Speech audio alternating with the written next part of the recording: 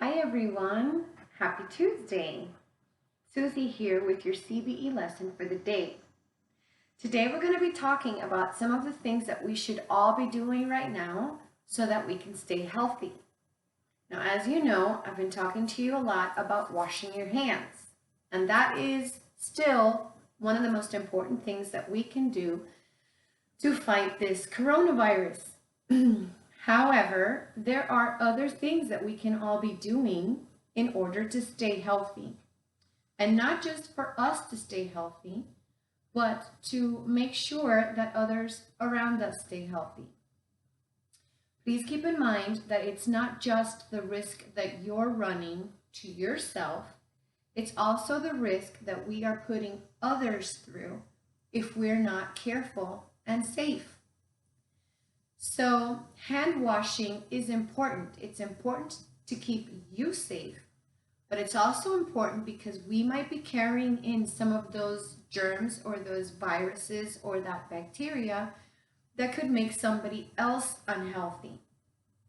If you live at home with your family, chances are that your parents are older and fall into that group of older people who are at a very high risk of getting sick, not just from coronavirus. This is something that we should have all been doing all along.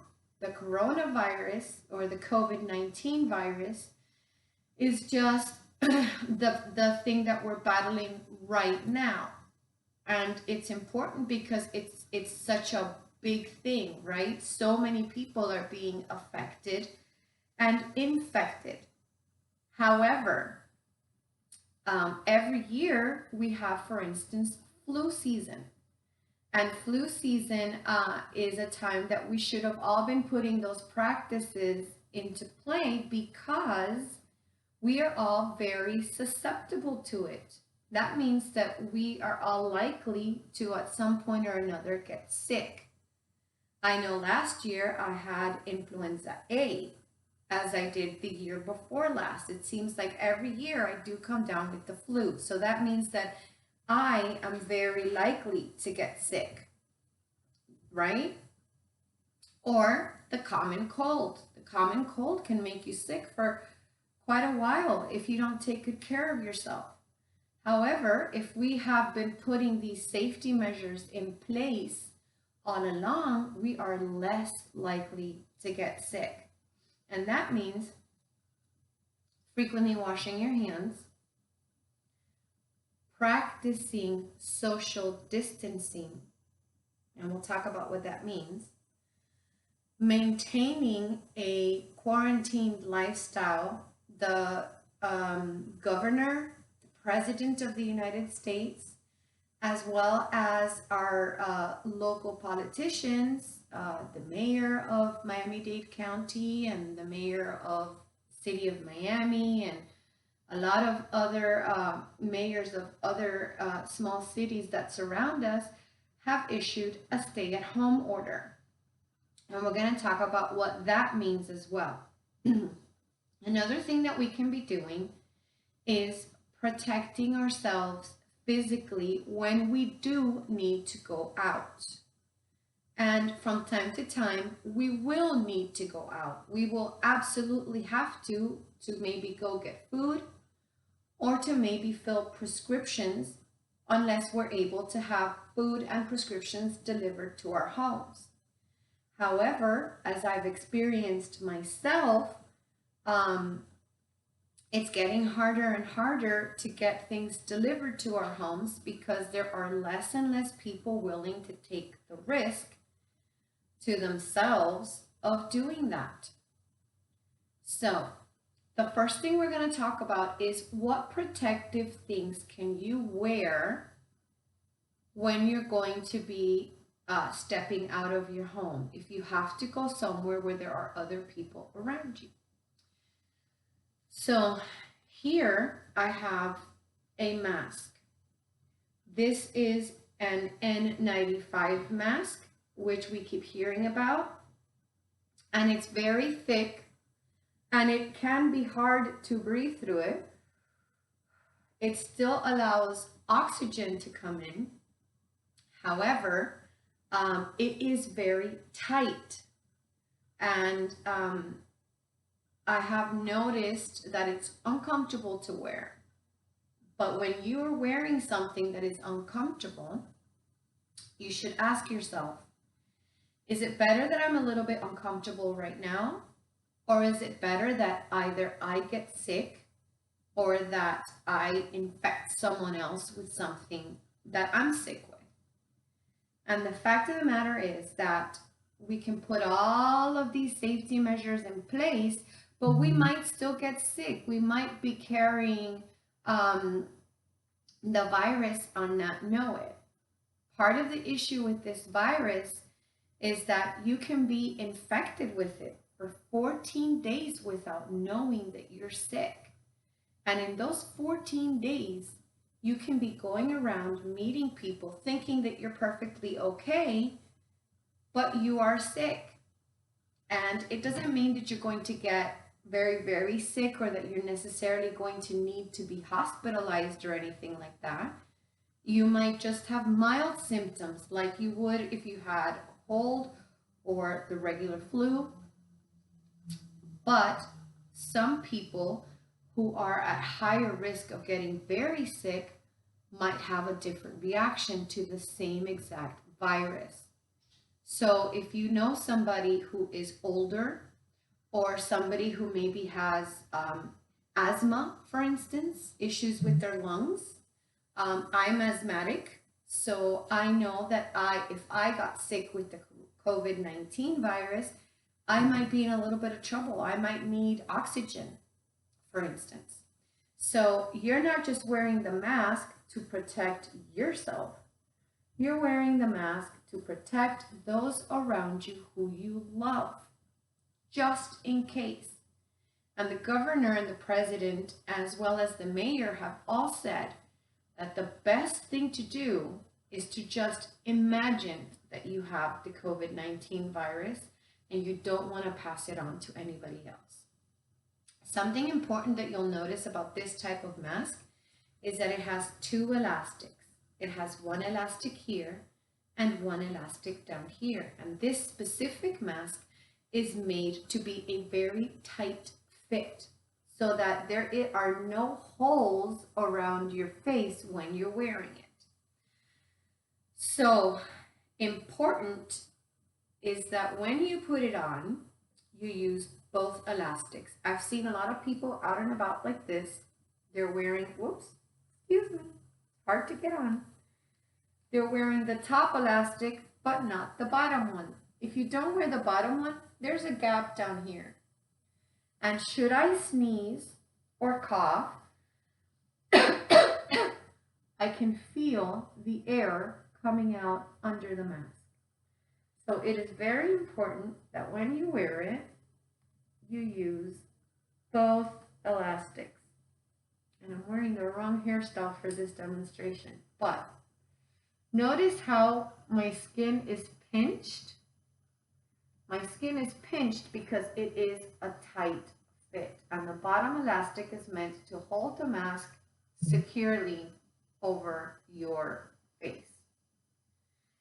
So this is the mask that I've chosen to wear when I go somewhere very public, like the grocery store, or if I have to step out to the pharmacy. The other day I had to do that to get some allergy medication that I needed, and I wore my mask because I knew that if there's people that are sick, that are having to go out to get medicine like Tylenol, which they say helps with some of the symptoms of COVID-19, the place they would be the pharmacy. So while the pharmacy technicians are working very hard to keep it sanitary, that means very, very clean, I know that germs live very well, even sometimes when you're taking every precaution. I got it out without messing up my hair. Look at that. So this is my go-to mask when I'm going somewhere like that. Okay. However, you shouldn't just wear a mask. You should take other precautions as well. frequently washing your hands. So when I go out into the community, the very first thing that I do when I get home is go straight to wash my hands. And I wash them for a very long time. And I like to wash my hands with hot water, as hot as my hands can stand, so that I know that I'm killing extra germs. Okay? So wear your mask, but when you get home, that doesn't mean that you're not bringing the virus in with you. Okay? Wear your mask. That's one type of mask. This is another type of mask, and this one is homemade. This is one that my son's grandmother made for him. If you look, it looks like the surgical type of masks, right? The ones that doctors and nurses wear. This one also has elastic, but it only has one elastic band to hold it to the back of your head. Okay, though she did these nifty little things. And the reason for these little things is you're seeing a lot of people making these at home. And I'll show you something cool about this one. And they're making them with just these little things. And those are to go behind your ears. Like so. Okay? This mask also has a pocket on the inside. And the reason it has a pocket is because ideally into this mask you would put a filter, and that type of filter is called a HEPA filter. And people are going online and talking about all kinds of filters that you can use. One of the better suggestions that I've heard is you can take an air conditioning filter, and I'll bring one out in a little bit. You can take an air conditioning filter and you can cut out the fabric part of it, because that is a HEPA filter. So what that's going to stop is anything extra from getting in. If you don't have that, you can use a coffee filter.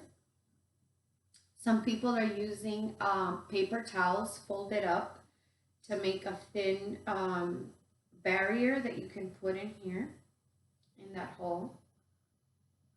Okay, people are using all kinds of things. And I heard a nurse saying that your mask should be, it should be not very easy to breathe through. You should allow for air to come in and out, but you should definitely have extra barriers in there.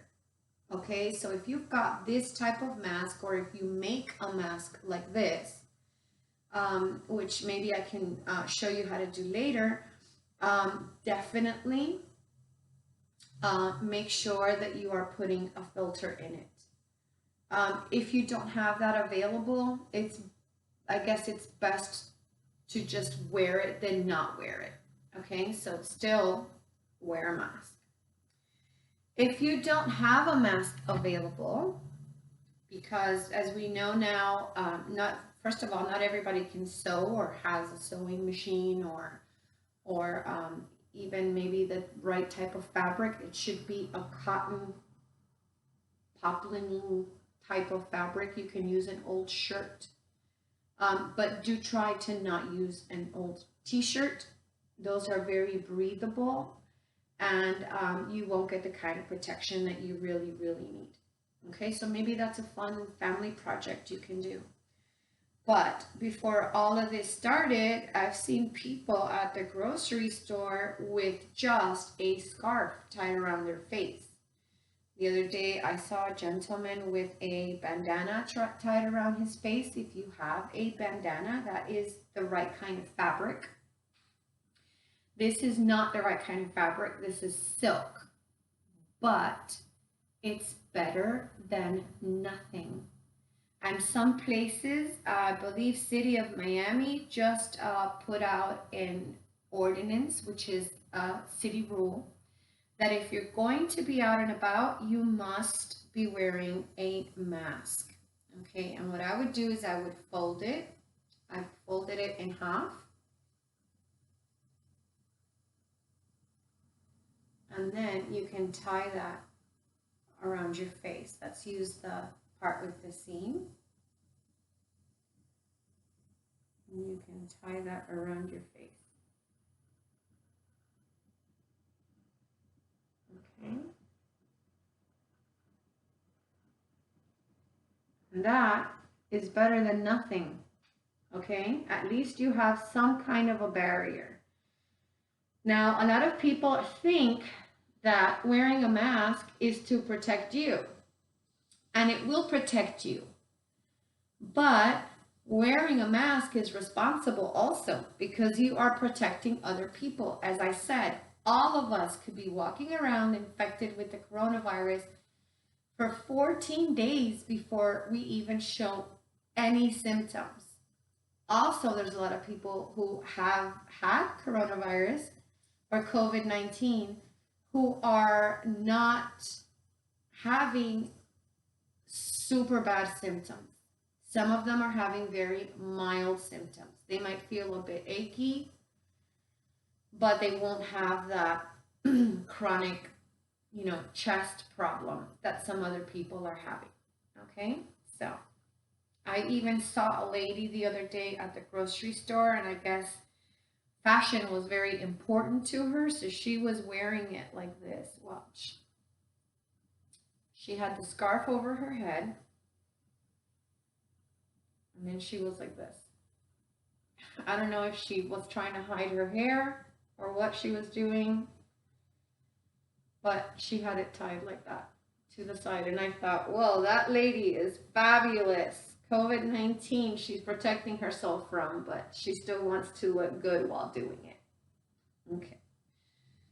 So, as I said, this is not the ideal thing to cover your face with, but anything is better than nothing, right? So do try to get your hands on one of these. They are very difficult to get right now. Most of them are going to healthcare workers who are likely to be exposed. But if you happen to have one, this is one that I happen to have because my younger son, Harris, likes to work with a Dremel tool a lot. And he likes to do a lot of sanding. And I was worried about him getting all of that sanding sawdust and things into his lungs. So we got him this ages ago before we even knew about COVID-19. This one you can make in your own home. If you have a mom or a staff member that is crafty, maybe you guys can look up some YouTube videos on how to make these. And this is just a scarf. It's a scarf that I have. If you have a bandana, I had a bandana somewhere and I can't find it now. But if you had a bandana, that would be the ideal fabric to be tying around your mouth. You can fold it over 3 or 4 times, put a piece of paper towel in the center, and then tie it around yourself. Another thing you're going to see a lot of people doing is wearing gloves, plastic gloves. And people are wearing these, especially I see them a lot when they go shopping in the grocery store. A couple of things about wearing the gloves. Wearing the same gloves over and over and over again is not going to protect you from the COVID-19 virus, okay? If you are lucky enough to have gloves available, because these, again, most of them are going to healthcare workers that need the extra protection, so it's very hard to come by rubber gloves now, where before you could just buy them in the pharmacy. If you're going to be using them, do not wear the same gloves over and over and over again. That will not protect you from COVID-19. Because what's happening is if you're out in the community, for instance, if you're pushing a supermarket trolley or cart, you're still touching what a lot of other people touch, guys. And those germs are getting on those rubber gloves. And then you're getting into your car with your rubber gloves, feeling like you're protected and everything is fine, but you're putting the bacteria, those viruses, those germs on your steering wheel, on the door of your car. When you take them off, if you don't throw them away, those germs are staying there, and the COVID-19 virus stays on plastics and rubber and all those things for a very long time. So make sure that after you're done using them, take them out and throw them away. But something I keep seeing that is very disappointing to me is I keep seeing these gloves thrown everywhere. I see them in parking lots. The other day I left my house to put away my trash bins, and somebody had left a rubber glove just laying there in front of my house.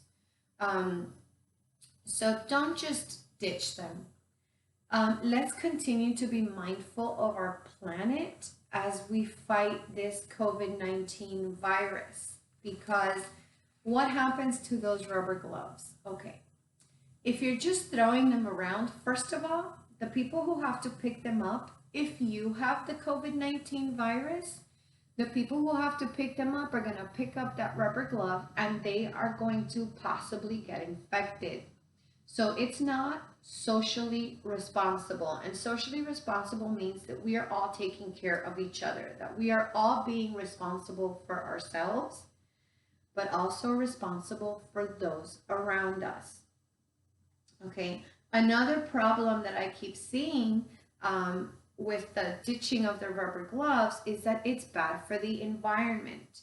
A bird could come by and pick up that rubber glove and take it into a nest or drop it in the waterways in South Florida, and that will affect all of the animals that we share South Florida with, right? So we don't want that. We don't want pollution in our waterways. It's, it's not responsible. So be mindful. If you're going to take off those rubber gloves at the grocery store when you're done shopping, there's a trash bin right there. Put them in the bin. Why is that so difficult? Right? Don't do it. I've noticed that places like Publix are doing a very good job of cleaning the trolleys so that when you touch them, they're already disinfected. But again, don't take that for granted. If you have hand sanitizer, it might not do the job 100%, but it's better than not doing anything at all. So sanitize your hands before you touch that steering wheel or that door to your car. Okay?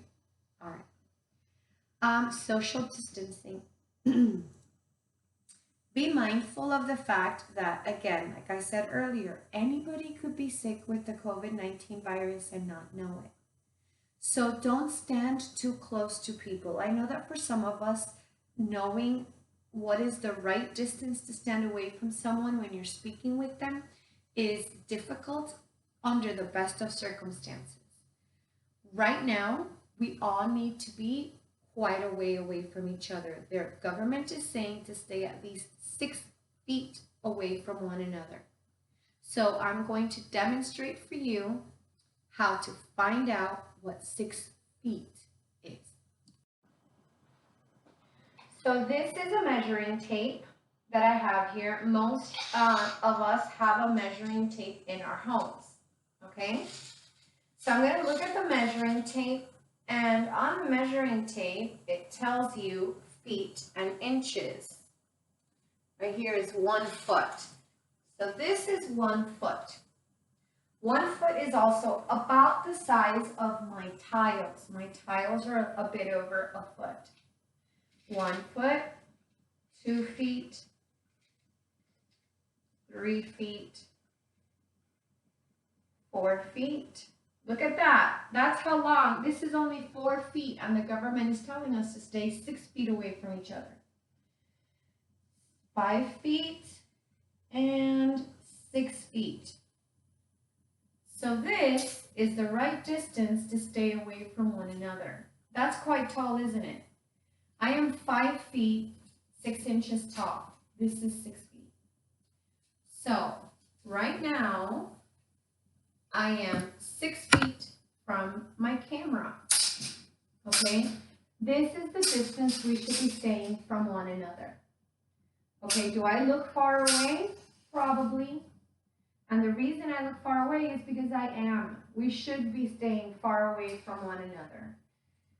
I heard the other day somebody saying that if you have trouble figuring out what 6 feet looks like, imagine that you're lying on the floor. And however tall you are, I'm 5'6", 5'6.5". I should be the distance of my height from someone else. Some of us are shorter, some of us are taller. So maybe 2 lengths of your height away from somebody else. And that means that if you're standing in line at the supermarket, or if you are anywhere where you are close to people, suppose you had to go to the post office to send a care package to someone or something, even though that's not essential, so you shouldn't be doing that. But I don't know, you're at the pharmacy maybe picking up some medication, you need to be quite a way away. And something that a lot of people are doing right now is they're putting on the floor like an X or a guideline to show people what is 6 feet apart. Okay, so look on the ground, because a lot of times they will have put like an X, or they'll have put a paper that says, you know, stand here, so that you're apart. All right, guys, that's our lesson for today on social distancing. I'm going to post a video on how to make your very own mask. And in a little bit, we're going to have a few questions that I want you to answer.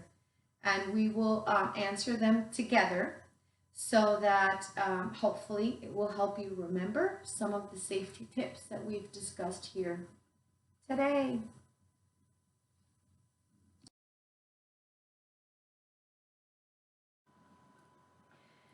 So we talked about some methods that we can use for all of us to stay safe. We talked about covering our faces. We talked about using rubber gloves if we have them available, and what to do with those rubber gloves once we're done. We talked about what we do when we come home from being out in the community, when we absolutely must be out. We talked about social distancing. That's the 6-foot difference that we need to maintain whenever we are lined up, or whenever we run into people. If you go out for a walk, don't stand too close to people. Keep that 6-foot distance. We're going to talk about quarantining.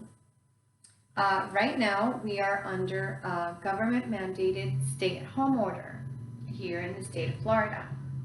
What does that mean? Well, for a lot of communities, it means that we have a curfew, and that means we have to be in our homes at a specific time. Also, what that means is that you should be at home unless you are doing something that is either essential to the community, such as if you are a nurse or you work in a hospital in any capacity. We've got to keep those hospitals working.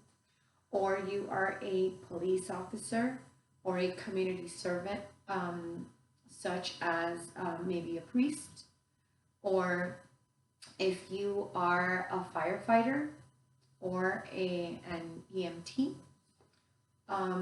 or if you work in a grocery store or in a pharmacy, those are also considered essential workers. As well as, believe it or not, the staff in your group home, they are considered essential workers. They are necessary to keep certain people safe, and they're necessary to keep you safe. So the rest of us, we're having to stay at home. And the reason that this is recommended is because the less we mix with other people, the less chance there is that we will get sick or that we will make somebody else sick. And I know personally, I wouldn't want to make my mom or my dad sick by mistake, so I've been staying away from them. I call my mom every day on the phone, or we are lucky because we have technology. We can still stay in touch with those people that we love. But I'm doing my best to make sure that my family and those around me stay healthy, because I want them around for a long time. So even though it's kind of, I know a lot of us are getting to that point where we're bored and we're tired of being at home. Um, but guys, it's what we need to be doing right now. And it's better to be bored and tired of being at home than to be sick or to, God forbid, accidentally make someone else sick. So maintain that social distancing, maintain all of the precautions we talked about here today, and please maintain that stay at home order. So let's ask some questions. Let's answer some questions together. How are we keeping healthy? We're keeping healthy by washing our hands very frequently, staying away from one another, keeping that 6-foot distance between us whenever we're out. We're keeping healthy, some of us, by using rubber gloves that we dispose of safely when we are out in the community, if we have rubber gloves. We are taking recommendations from the government, such as covering our faces when we're out in public, as much for our own safety as for that of those around us. What things can we keep doing to stay healthy? All of those things. We should keep doing every single thing that we can do in order to stay healthy. What is a safe distance to stand? Who remembers that number? Because it was a number that I gave you, right? 6 feet. 6 feet is the distance that we should stand from one another. Bear in mind, if you're in the grocery store or somewhere where you've got to stand in line, often there is a sign on the floor that tells you what is a safe distance to be standing from one another. What should we do with our rubber gloves when they're done, when we're done with them? Should we just throw them on the ground, let nature take care of it? No, we definitely should not do that. And don't leave them in your supermarket trolley either. That's not okay. Someone's going to have to come and pick up your dirty gloves. Throw them in the bin and then sanitize your hands really, really well. What should you do the moment you get home? If you have had to step out into the community, I really recommend that the moment that you get home, you go straight to the tap and you wash your hands thoroughly for 20 seconds at least. Remember, sing the happy birthday song 2 times in your head. And then what I do is I right away get my Lysol spray and I go and I spray everything that I touched on my way in my home. So if I touch the door handle to open the door, I'll spray that. And then I come inside and I spray the inside of the door handle because I used it to close the door. These are small things. It's not really that big of a deal, but they're things that could save your life and keep the people that you love also safe and COVID-19 free.